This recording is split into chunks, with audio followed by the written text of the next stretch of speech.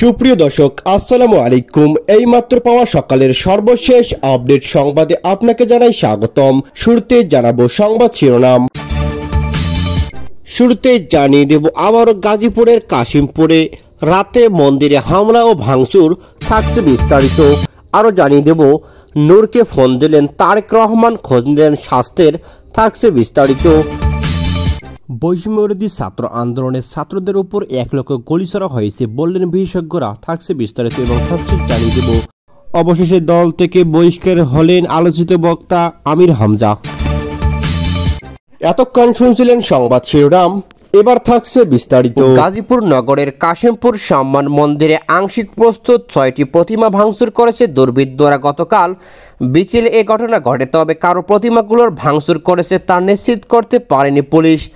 আজ সকাল পর্যন্ত এ ঘটনায় কোনো অভিযোগ দায়ের হয়নি পুলিশ ও এলাকাবাসী সূত্রে জানা গেছে, কাশিমপুর সম্মান মন্দিরের প্রতি বছরের মতো এবারেও পূজা অনুষ্ঠিত হবে। এজন্য তৈরি করা হচ্ছিল বিভিন্ন প্রতিমাগুলো তখনও পুরোপুরি প্রস্তুত হয়নি, রং করা হয়নি। গতকাল দুপুরে বৃষ্টি শুরু হলে কারিগর ও মন্দির সংলগ্ন লোকজন কাজ বন্ধ রেখে চলে যান। পরে সন্ধ্যায় মন্দিরে এসে তারা দেখতে পান 5 থেকে 6টি প্রতিমা ভাঙচুর করা হয়েছে। খবর পেয়ে পুলিশ ঘটনাস্থল পরিদর্শন করে।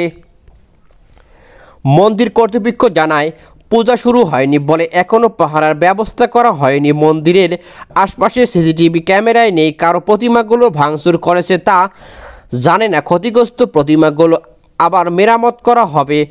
এদিকে অগ্রগামী যুব সংঘ সার্বজনীন দুর্গা পূজা মণ্ডপের সভাপতি প্রদীপ দত্ত বলেন, গতকাল পূজা মণ্ডপের কাজ শেষ, ত্রিপল দিয়ে ঢেকে রাখা হয়েছিল। বিকেল থেকে বেলা কে বা কারা পূজা মণ্ডপে ঢুকে 5 থেকে 6টি প্রতিমা ভাঙচুর করেছে, অন্যগুলো ক্ষতিগ্রস্ত করেছে। বিষয়টি নিয়ে আমরা উদ্যোগের মধ্যে রয়েছি।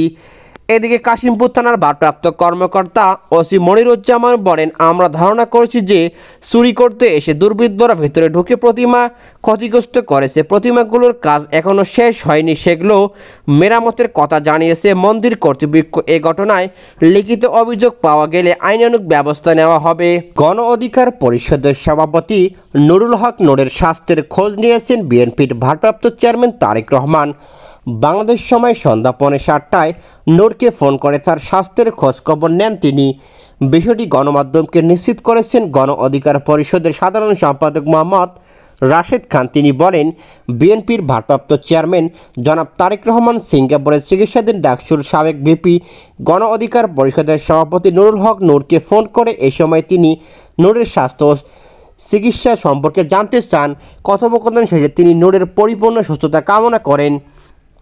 গত 29 আগস্ট রাতে রাজধানীর বিজয়নগরে জাতীয় পার্টি ও গণ অধিকার পরিষদের নেতাকর্মীদের মধ্যে সংঘর্ষ হয়েছে।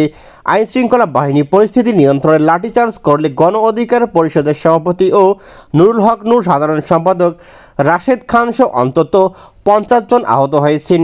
গুরুতর আহত অবস্থায় নূরকে প্রথমে ইসলামী ব্যাংক হাসপাতালে নেওয়া হয়, পরে চিকিৎসকদের পরামর্শে রাত 11টার দিকে তাকে হস্তান্তর করা হয় ঢাকা মেডিকেল কলেজ হাসপাতালে। সেখানে দীর্ঘ 18 দিন চিকিৎসা নিয়ে গত সপ্তাহে বাসায় যান নূর। এরপর 22 সেপ্টেম্বর উন্নত চিকিৎসার জন্য তাকে সিঙ্গাপুরের মাউন্ট এলিজাবেথ হাসপাতালে পাঠানো হয়েছে। জুলাই গণ অভ্যুত্থানে সংগঠিত মানবতা বিরোধী অপরাধের মামলায় সাবেক প্রধানমন্ত্রী শেখ হাসিনা সহ 3 জনের বিরুদ্ধে মামলা তদন্ত কর্মকর্তা আইপিএস মোহাম্মদ আলমগীর দ্বিতীয় দিনে সাক্ষ্য দিয়েছেন।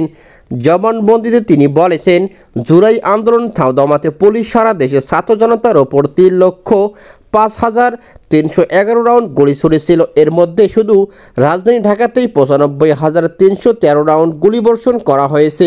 সোমবার আন্তর্জাতিক অপরাধ ট্রাইব্যুনাল পুলিশ হেডকোয়ার্টারে দেওয়া 215 পৃষ্ঠা প্রতিবেদন থেকে এসব তথ্য তুলে ধরেন তিনি। তদন্ত কর্মকর্তা জবানবন্দি সম্পন্ন করার জন্য দিন ধার্য করে ট্রাইব্যুনাল চেয়ারম্যান বিচারপতি মোহাম্মদ গোলাম মোর্তজা। এদিকে ট্রাইব্যুনালের অপর 2 সদস্য হলেন বিচারপতি মোহাম্মদ শফির আলম চৌধুরী ও বিচারপতি মোহাম্মদ মহিতুল হক এনাম চৌধুরী। এদিন তদন্তে জব্দকৃত বিভিন্ন তথ্য ট্রাইব্যুনালে উপস্থাপন করেন তদন্ত কর্মকর্তা মোহাম্মদ আলমগীর।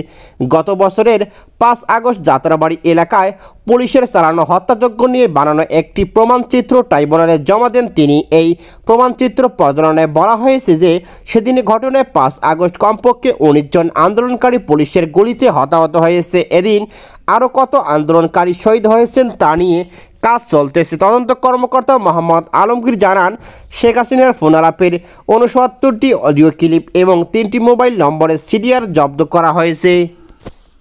কুষ্টিয়া 3 আসনের জামাতের মনোনীত প্রার্থী সময়ের আলোচিত ইসলামী বক্তা মুফতি আমির হামজা বলেছেন, এখানে মূলত জামাতের আয়োজনে সিরাতুন নবী উপলক্ষে রাসূলের জীবনী নিয়ে আলোচনা করেছি।